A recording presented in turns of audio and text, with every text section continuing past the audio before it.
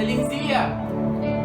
¿Cómo te encuentras hoy? Espero estés muy bien y estés ansioso y animado por nuestro Señor para alabar su nombre, para exaltarlo y para atribuirle toda la gloria y toda la honra. ¿Cuántos dicen amén? Porque Él es digno y merecedor de toda nuestra alabanza. Yo te quiero invitar a que en esta hora todos juntos, en un mismo sentir, podamos alabar al que es digno por siempre, al que venció la muerte, al Cordero de Dios, a Jesucristo, nuestro Señor y Salvador. Amén.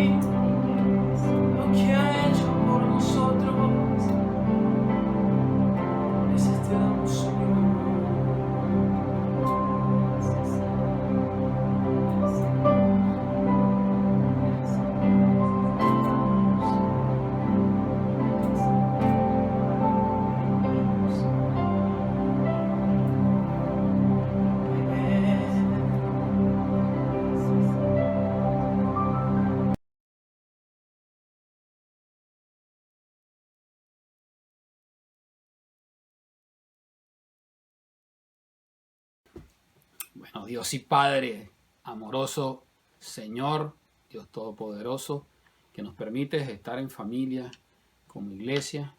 Y bueno, vaya que un saludo especial a la comunidad cristiana Los Soberos, también a todos nuestros amigos y en general a todos quienes tienen la bendición de Dios, la oportunidad de escuchar este mensaje a la iglesia de nuestro amado Señor Jesús. Hermanos, amigos todos, no sé ustedes, pero yo en lo particular continúo en alabanza y adoración, lleno de gratitud, pero una y otra vez más, de cómo nuestro Dios habla y se expresa a través de su palabra, también por su Espíritu Santo, para que todos seamos instruidos, redarguidos, capacitados y ejercitados para toda buena obra. Todo producto de su gracia, en amor, en fe y en esperanza viva, que es en Cristo Jesús. Eso es para con todos nosotros. Amén, amén y amén. En víspera de la venida de nuestro Señor Jesús, así nos encontramos nosotros, más que en celebración, en una toma de conciencia para estar en una plena preparación en estos tiempos que nos corresponde. Y vaya que damos gracias al Señor por eso. Y por eso insisto que seamos muy receptivos a Dios a través de su palabra, porque a través de ella le hemos estado conociendo. Dependiendo de nuestra reverencia, ese temor santo que debemos a Dios, así yo creo que, y estamos casi seguros que lograremos saber, tenemos esa sabiduría que viene de lo alto y ver que Dios es Dios eternamente, que Él cumple sus promesas todas en Cristo Jesús. Recordemos que en Él, de Él y para Él fueron hechas todas las cosas. Así que a manera de introducción, leamos la porción de la palabra del mensaje pasado dado a la iglesia. En la primera carta a los tesalonicenses nos decía en el capítulo 4, versos 2 al 5, dice, porque ya sabéis qué instrucciones os dimos por el Señor Jesús, pues la voluntad de Dios es vuestra santificación. Que os apartéis de fornicación, que cada uno de vosotros sepa tener su propia esposa o cuerpo en santidad y honor, no en pasión de concupiscencia, como los gentiles que no conocen a Dios.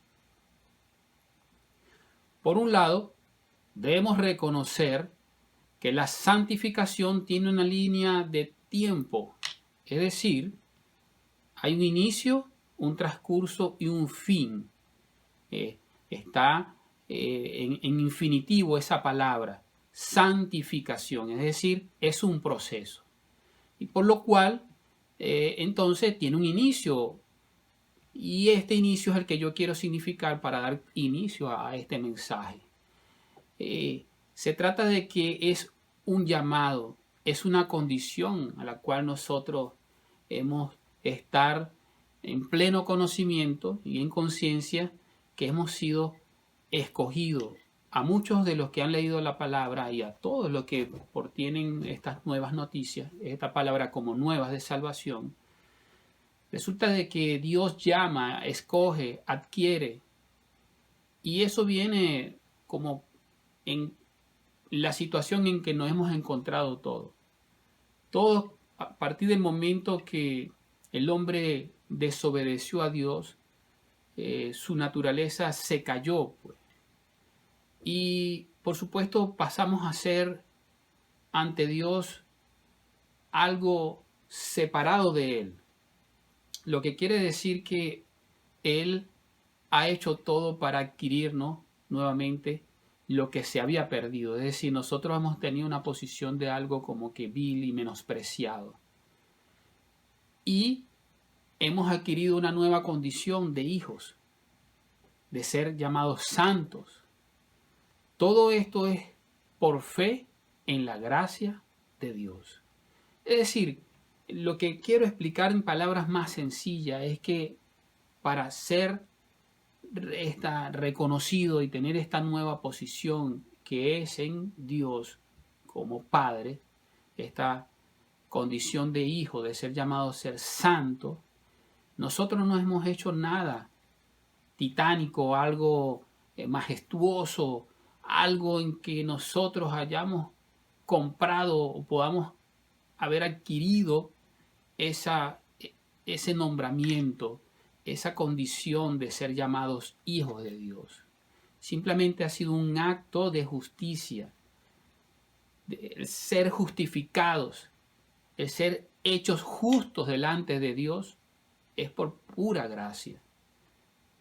Y Él ha puesto esa fe en nosotros para que sea por medio de su gracia en Cristo Jesús. Pero revisemos qué nos dice la primera carta del apóstol Pedro en el capítulo 2, verso 9. Dice así: mas vosotros sois linaje escogido, real sacerdocio, nación santa, pueblo adquirido por Dios, para que anunciéis las virtudes de aquel que os llamó de las tinieblas a la luz admirable. Entonces, vemos que habíamos tenido una condición paupérrima, es decir, toda la humanidad separada de Dios definitivamente está en oscuridad, en tinieblas, y nosotros, a los que nos ha alcanzado su gracia y que por sus grandes misericordias nos ha alcanzado, hemos podido accesar a esa luz admirable de Él. Por otro lado, en virtud del llamado de tener un cuerpo en santidad y honor, también nos referíamos en tener que sepamos tener cada uno su propia esposa o cuerpo en santidad o honor, estamos llamados a tener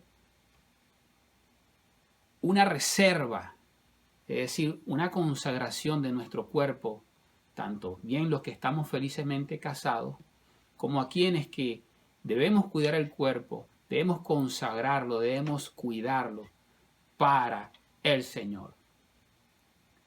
Y vaya que podemos hacer un reconocimiento en este momento a los matrimonios que se mantuvieron y los que aún perseveran en mantenerse unidos. Y es propicio allí, a los que tienen la oportunidad de escuchar este mensaje, de que en cada momento que tengamos y sea oportuno, sobre todo los hijos, familiares, todos, que tengamos en cuenta nuestra oración, nuestras súplicas, nuestros ruegos por el matrimonio y por los matrimonios actualmente en familia constituidos, ya que de verdad hay una campaña de agresión en contra de la unión matrimonial. Esto lo digo como lo examinamos en el pasado mensaje, una campaña antes del matrimonio que busca influenciar a la juventud o al hombre, a la mujer, que vienen y se unen sin creer en el matrimonio, sin creer en ese vínculo perfecto. Hay una campaña agresiva en contra a la falta, es decir, a la falta de compromiso. Hay una campaña agresiva a una no necesidad de esa unión de manera formal, ese vínculo que debe ser. Por lo que incluso la campaña agresiva va anunciando un fracaso, es decir, una crónica de una muerte anunciada. Y así ven el matrimonio. Y ahora, los que felizmente han accesado al matrimonio, también durante esa vida que tenemos en matrimonio, hay una campaña agresiva, hay una campaña de ataque a la no comunicación, a la no satisfacción, y que busca es la separación de los matrimonios. Y nosotros debemos estar muy pendientes, y por eso a todos los que nos escuchan en este momento y tengan conciencia de la palabra, de verdad es muy preciso que en nuestras oraciones elevemos esos ruegos y esa súplica a nuestro Dios y Padre, nuestro Jesús, para que mantenga la unidad, nos mantenga en una comunicación efectiva, eficaz, que, como dice la palabra, que al hombre nosotros nos regocijemos con la novia de nuestra juventud, esa que en un momento dado fue nuestra novia, ahora es nuestra esposa, y que hasta el final de los tiempos, así como Dios lo tenga previsto, nosotros nos mantengamos unidos en matrimonio. Así que es bueno que revisemos también parte de lo que nos ha enseñado el Señor Jesús en su palabra. En el Evangelio de Mateo, capítulo 19, en los versos 3 al 11, dice la palabra: Entonces vinieron a él los fariseos tentándole y diciéndole: ¿Es lícito al hombre repudiar a su mujer por cualquier causa?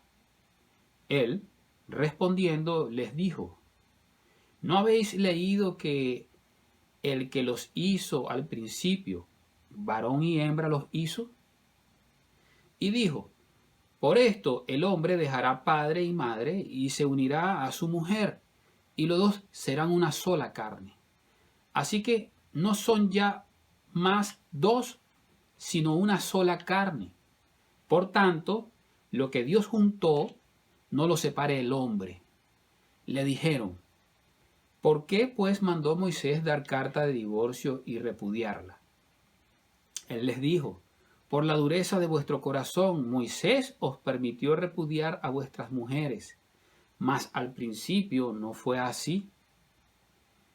Y yo os digo que cualquiera que repudia a su mujer, salvo por causa de fornicación, y se casa con otra, adultera, y el que se casa con la repudiada, adultera. Le dijeron sus discípulos: Si así es la condición del hombre con su mujer, no conviene casarse. Entonces él les dijo: No todos son capaces de recibir esto, sino aquellos a quienes es dado.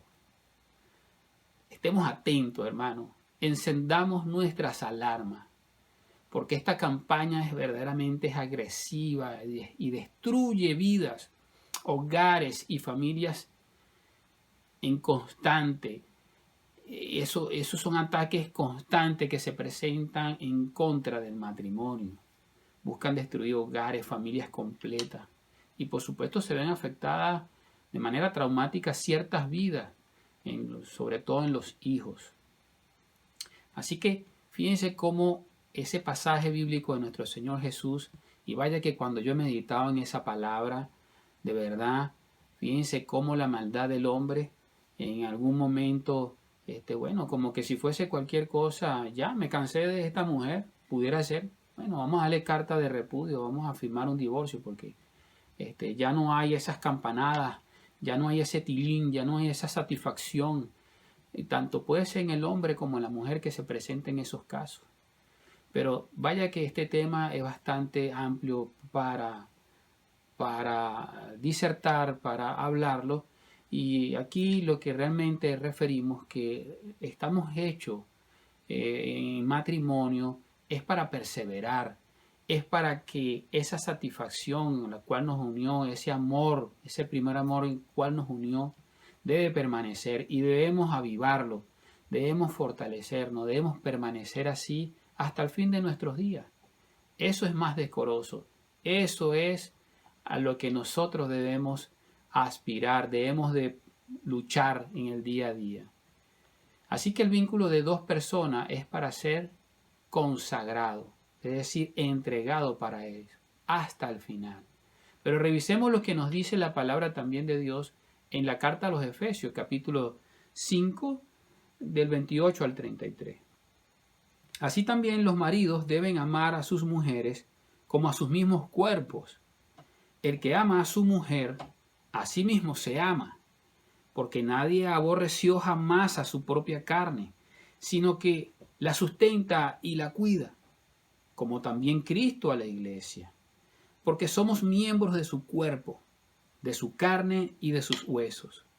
Por esto dejará el hombre a su padre y a su madre, y se unirá a su mujer, y los dos serán una sola carne. Grande es este misterio, mas yo digo esto respecto de Cristo y de la Iglesia. Por lo demás, cada uno de vosotros ame también a su mujer como a sí mismo, y la mujer respete a su marido. Amados hermanos, fíjense cuán majestuoso y de qué forma magistral se presenta ese llamado, como nos lo viene diciendo la carta a los tesalonicenses, de cuidar nuestro cuerpo, nuestra esposa, en santidad y honor. Fíjense esa analogía, esa comparación de cómo cómo el Señor ama a su iglesia, y nosotros los maridos, los esposos, estamos llamados así como Cristo amó y ama a la iglesia, nosotros, es lo mismo el llamado que se nos hace a nosotros de amar a nuestras esposas.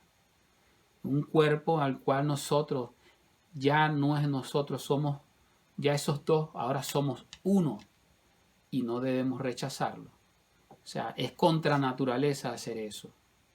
Tenemos la palabra, hermano, pero también contamos con una preciosa ayuda, un precioso poder de Dios que se nos es dado, el Espíritu Santo de Dios, y lo que cuenta en nosotros es realmente someternos a el Señor. Solo así ya tenemos la palabra de verdad. Nos ha enviado el Señor un consolador, su persona que nos ayuda, es su poder y su gloria con que nosotros hemos sido sellados. Así que no pongamos más resistencia a este llamado. De nosotros cuenta es someternos a sus pies, rendirnos a sus pies. Y solamente de esa manera podemos resistir toda tentación. Al mismo diablo, dice la palabra, y a todas sus artimañas. Así que todas estas son instrucciones preventivas, porque realmente en la carta a Tesalónica una iglesia ejemplar es tomada en referencia a esta iglesia. Esto realmente no estaba pasando en los hermanos de Tesalónica, más por la experiencia y más por lo que actualmente, así como en la antigüedad sucedió, de manera y de forma preventiva, se instruye, se da estas instrucciones y son de parte del Señor. Que nos apartemos de toda fornicación. ¿Por qué, hermanos? Porque la voluntad de Dios es nuestra santificación. Dicho esto, mis hermanos, podemos entender que Dios anhela de nosotros una vida llena de su conocimiento, una vida que nos exhorta a vivir conforme a Él, sea en su agrado. Somos hijos de un Dios bueno y merece toda nuestra honra, amados hermanos. Por eso, sigamos en el verso 6 de este capítulo 4 de nuestra carta a los tesalonicenses, que nos dice que ninguno agravie ni engañe en nada a su hermano, porque el Señor es vengador de todo esto, como ya os hemos dicho y testificado. Amados hermanos, hay algo que en esta carta es evidente, que hay una relación apostolar a hermanos, es decir, hay un llamado misionero del apóstol Pablo y sus colaboradores, pero fíjense que en la relación de iglesia está bien claro el llamado que es dado por Dios. En este caso lo podemos ver referido en la carta, en todo su enunciado, cómo es la redacción. Incluso les refiero que ellos se dirigen en todo momento, incluso hacen hincapié que es de parte del Señor, es por el Señor, es la autoridad del mismo Dios y su Espíritu Santo, su palabra que es revelada a estos apóstoles y es dado de conocimiento a la iglesia. Y en ese sentido podemos ver una relación sana, una relación en la cual nosotros somos llamados a reflexionar y bien sanar. Y con ello quiero dar este encabezado de acerca de los problemas de identificación que tenemos. Y eso es algo muy primordial, algo muy básico, primordial, porque hay que considerar que somos hermanos y por lo tanto en el llamado, sea apóstol, como fue en aquella época, sea de pastorado, sea de evangelista, sea como diáconos, como ancianos, todos como hijos de Dios estamos llamados es a servir, a ser fieles instrumentos en las manos del Señor. Y eso refiere a un carácter de servidor. Y por eso es que cuando digo que tenemos problemas de identificación, es que tenemos serios problemas con titularidades, con los grados, con las jerarquías, y que incluso en ese sentido, así es que de una forma u otra pues, han sido puestos en eminencia o en autoridad ciertas personalidades. Pero incluso aún en el nombramiento, en el ejercicio de un estado, de un gobierno, llámese presidentes, gobernadores, ministros, a todos, incluso a las personas que por su profesión ejercen una carrera por una titularidad que le ha sido conferida, el llamado principal y primordial es de ser servidores. Están llamados a servir a una comunidad, a un pueblo que los ha elegido. Están para ser esos quienes dirigen, pero que presiden con honra a su cargo. Y ¿cómo hacen los que gobiernan, mandan o gerencian? Fíjense, por eso es que a veces vemos una realidad muy distorsionada, porque lo que hemos en cierta parte aprendido o visto como sociedad son abusos de autoridad, tanto en los cargos y en las titularidades, y así como en el medio donde me desempeñé, en lo que se ejercen grados y jerarquías para ejercer el mando. Incluso sale una palabra que es adosada en cierto punto a la iglesia, que es, y se maneja mucho en la gerencia, en las empresas, y vaya en donde haya puestos de, digámoslos, de dirección o de gerencia, que es el liderazgo. Pero eso me ha llamado la atención desde que llegué a los caminos del Señor leyendo su palabra. Y de verdad que si por líder llamar, realmente yo me enfocaría en uno. Realmente el que más ejemplar, el que lo ha hecho todo. Pero para no objetar la palabra en sí, realmente lo que quiero referir es que nosotros debemos vernos y saber que hemos sido llamados a ser siervos. Siervos para la gloria de Dios. Incluso yo pregunto, ¿cómo vemos a los que nos precedieron? Es decir, a nuestros antepasados aquí llamados por Dios en la palabra, en la Biblia. Busquemos esos ejemplos. A un Abraham, a un Moisés, a un David, a Gedeón, a todos los apóstoles. Hermanos, el llamado es a ser, incluso en el original, se dice, en el llamado de rendir tributo a Dios, de cumplir los planes de Dios, y lo dio como ejemplo el principal, nuestro amado Jesús, ser esclavo, entregarse al servicio, al llamado al cual fue dado a su persona, a servir. Y fíjense, si ponemos el ejemplo por uno, Moisés, fíjense que ahí hay un contraste que podemos observar a lo que me estoy refiriendo. La persona de Moisés, siendo del pueblo hebreo, pasó por circunstancias de la historia, a ser criado bajo el gobierno, o vamos a decir, en la familia real de aquel entonces, el faraón.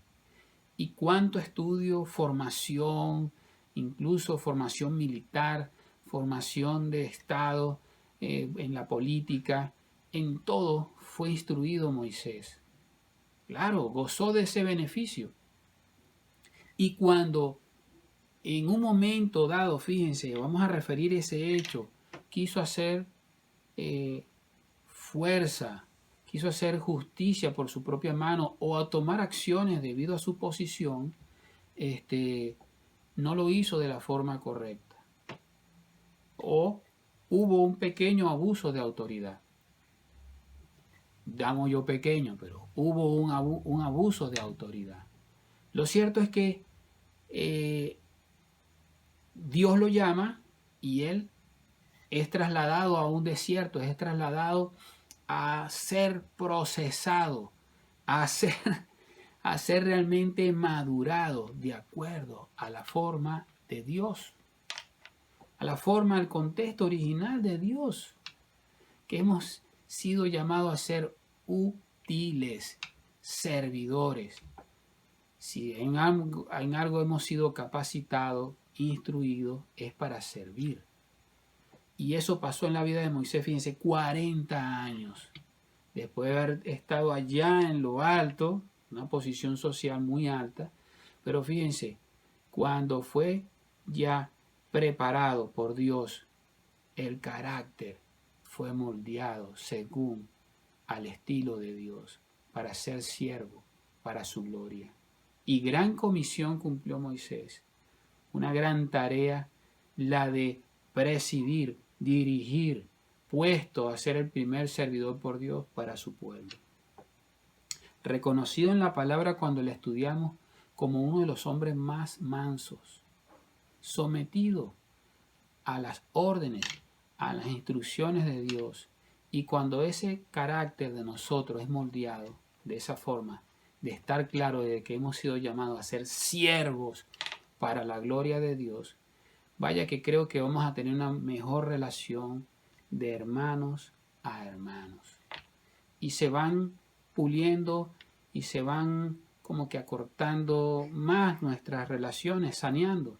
Y se van disipando, se van desechando todo tipo de titularidad o grado o posición que quieran tener por el conocimiento de la palabra al ejercicio de un llamado.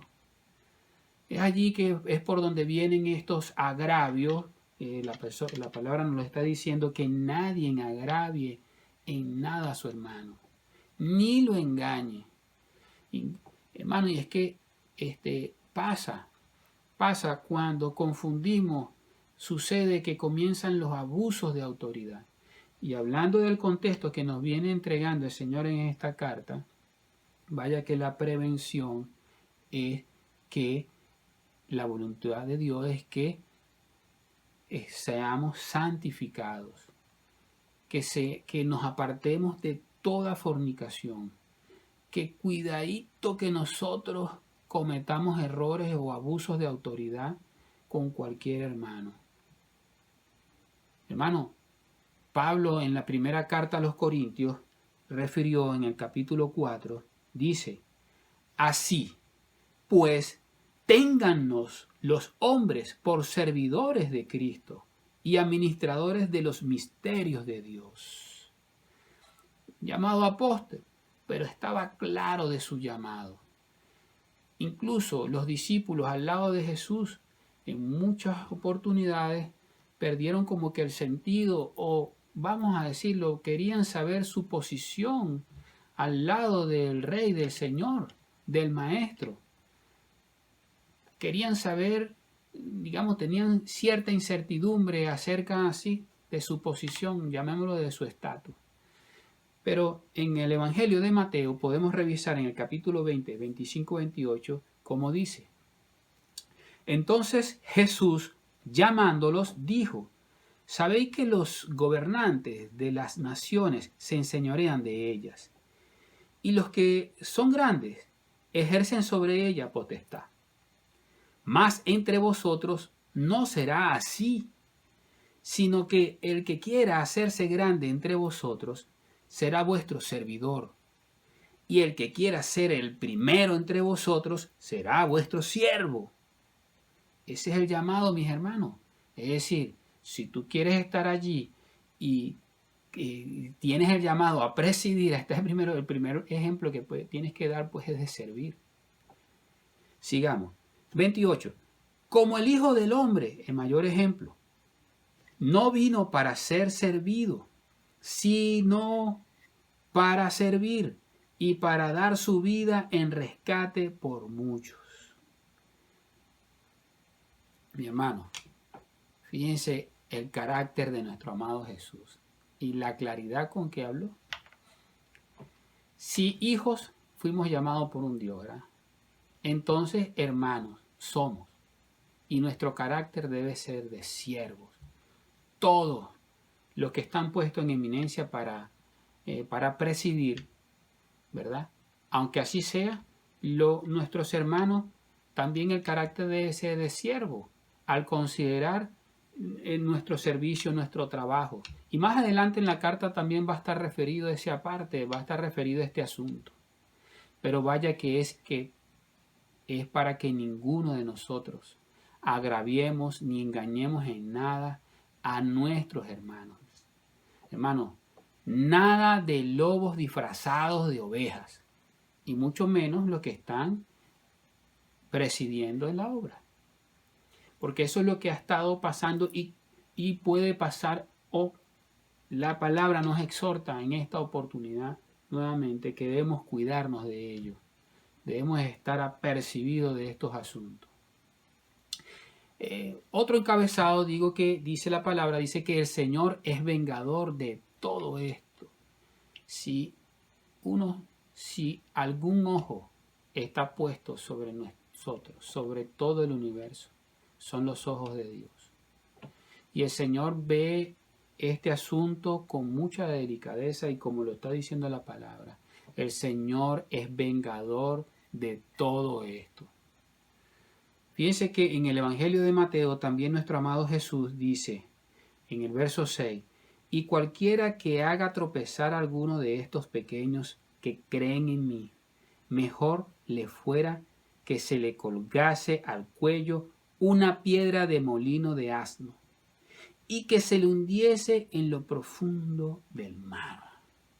Amados hermanos, no juguemos con esto. Estamos llamados a ser consiervos. Miren, fíjense, incluso los ángeles, cuando vinieron a dar algún mensaje, a ministrar en nuestras vidas, y que por alguna razón alguno de nosotros, algunos en la antigüedad, pues se postraba y dice: no, yo soy consiervo tuyo. Es decir, que el carácter que ha querido formar nuestro Dios en nosotros, de lo cual es agradable para su gloria, hermano, es que seamos siervos. Así que, amada iglesia, con ello cuenta parte esta porción de la palabra, el llamado que tenemos a hacer, estar preparados para esa gloriosa venida de nuestro Señor.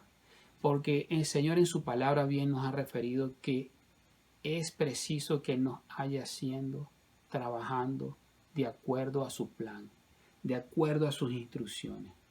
Dice la palabra que así, cuando Él venga, así seamos hallados. Seamos esos siervos, esos hermanos, que seamos dignos de servir a nuestros hermanos también, a la iglesia de nuestro Señor, para su gloria. En el nombre de Jesús, amada iglesia, reciban un saludo, reciban las bendiciones, ¿verdad? Nuestro Dios Padre, en el nombre de Jesús y su Espíritu Santo, nos bendiga. Amén, amén y amén.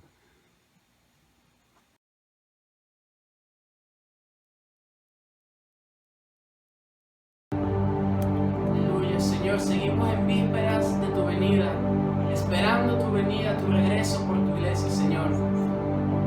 Manténnos firmes, ayúdanos a perseverar en tus caminos, en lo que tú nos enseñas, en tu voluntad, Señor. Queremos estar preparados para ese día, porque tú volverás. Amén.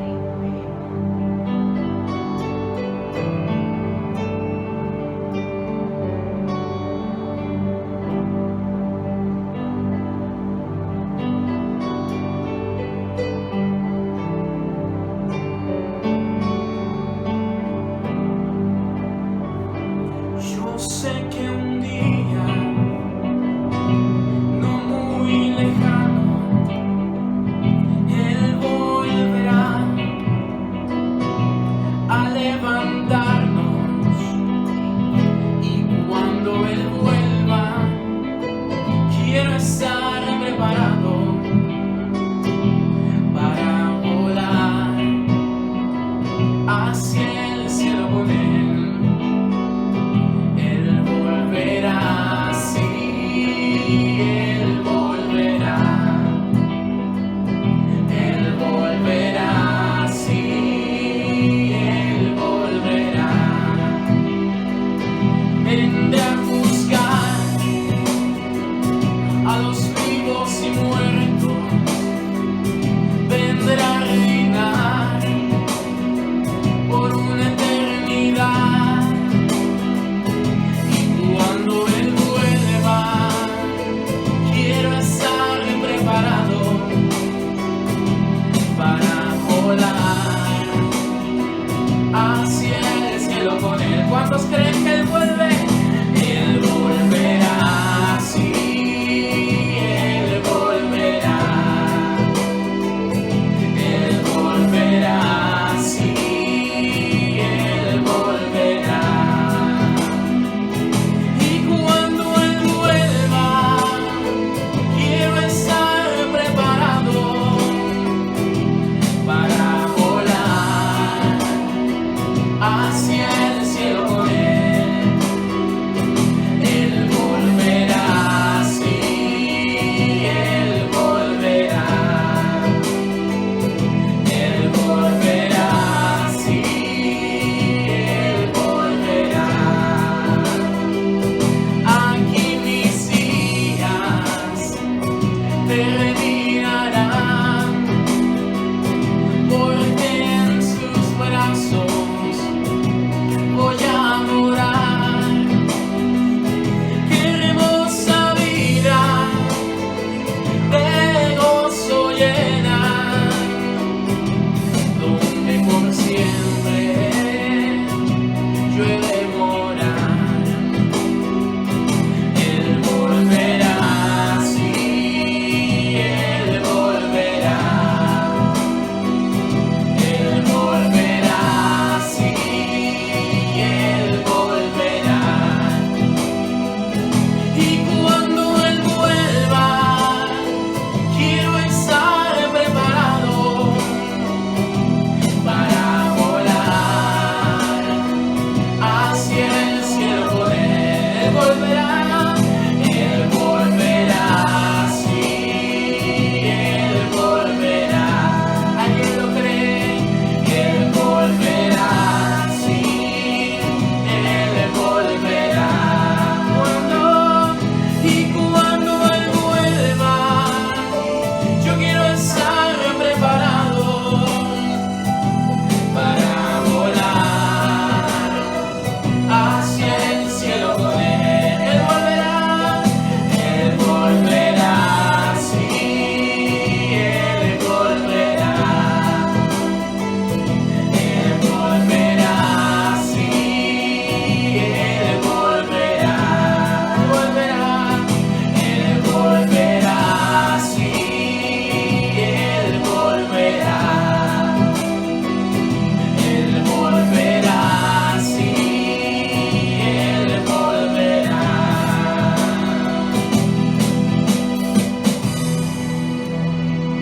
Y cuando Él vuelva, yo quiero estar preparado para volar hacia el cielo con Él, hacia el cielo con Él, hacia el cielo con Él.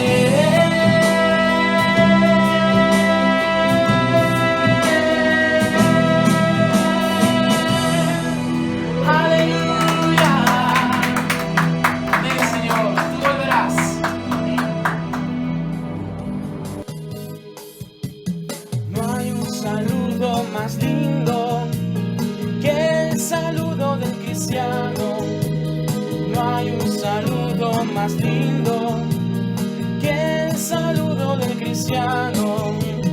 Te da la mano y te dice: Dios te bendiga, mi hermano. Te da la mano y te dice: Dios te bendiga.